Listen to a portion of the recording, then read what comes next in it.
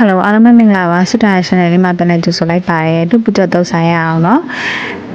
အရင်ဆုံးပဲမော့အစိမ်းကိုတို့ပူကြထားပါမယ်တို့ပူကြပြီးပကံလေးထဲမှာအိတ်ခံထားပါမယ်ဒီခံထားပြီးရင်အိတ်သွားပြီဆိုလို့ရှိရင်ကြော်လို့ရတဲ့အနေအထားမျိုးလေးလှီးပေးပါမယ်အရှက်ရှက်ကလေးလှီးပေးပါမယ်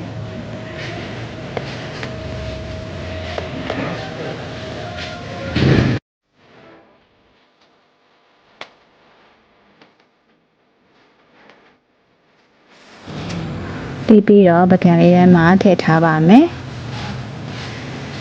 ပြီးရင်စပြီးတော့ကြော်လို့ရပါပြီ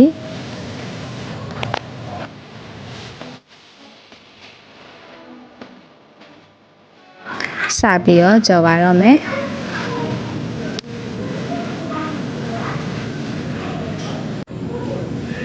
သမီးအေးလေးနဲ့ထုတ်ကလေးကိုကြော်ပါမယ်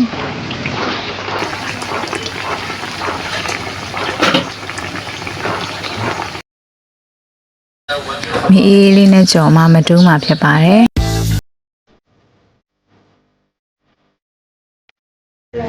ကြော်လို့ပြီးသွားပါပြီပကံလေးတွေကိုထည့်ပြီးတော့အေးခံထားပါမယ်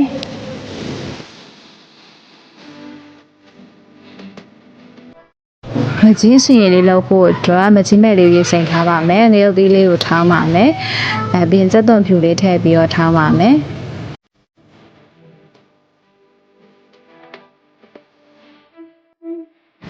မကြီးစင်ရည်လေးတွေကိုထောင်းထားတဲ့နေရုပ်သီးနဲ့စက်သွန်ဖြူလေးကိုထည့်မယ်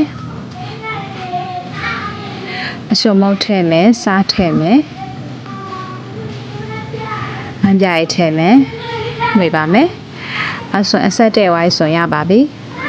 ဒါကတော့တုပ်ပကြော်တုပ်စားဖို့အတွက်ပဲပင်ပေါင်းရဲ့ပူစီနံရဲ့ခေါ်ဖီရဲ့တခွားသီးလေးရဲ့ကိုယူထားတာပါဒါတော့မကြီးအရှင်ရည်လေးပါမြို့ပြီးမှုံလေးပါလဲစပြီးတော့တုပ်ပါတော့မယ်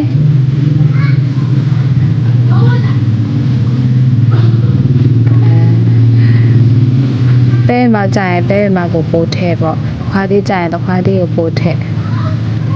အဆင်ပြေတယ်လို့တုပ်စားလို့ရပါတယ်တုပ်ကြော်တုပ်တဲ့အခါမှာငရုတ်စီနဲ့ရှင်ဆိုင်လုပ်ပြီးတော့တုပ်လဲရတယ်ဒါကတော့မကြီးနဲ့ရှင်ဆိုင်လုပ်ပြီးတော့တုပ်တာပေါ့နော်ဒါလည်းတစ်မျိုးလေးစားလို့ကောင်းပါတယ်ချင်းချင်းလေးနဲ့မျိုးလေးစားလို့ကောင်းတယ်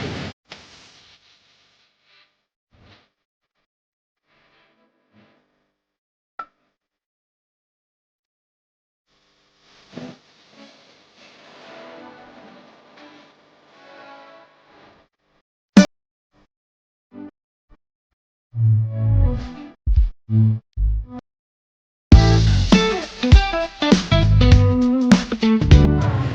ဲတုပ်လို့ပြီးသားပါပြီ